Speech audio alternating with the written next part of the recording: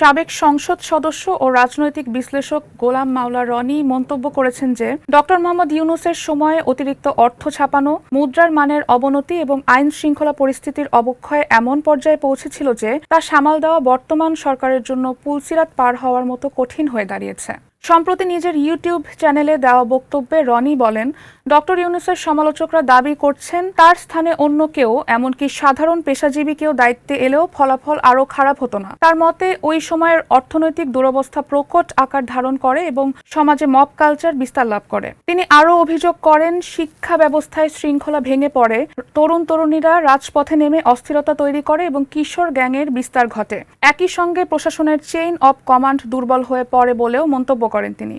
রনির দাবি, বিকল্প নেতৃত্ব এলে পরিস্থিতি ভিন্ন হতে পারত। তার ভাষ্য অনুযায়ী অন্য কোনো যোগ্য ব্যক্তি দায়িত্বে থাকলে দেশের সামগ্রিক অবস্থায় ইতিবাচক পরিবর্তন আসতে পারত। তবে তিনি মনে করেন ডক্টর ইউনূস সেই প্রত্যাশিত পদক্ষেপগুলো নিতে পারেননি।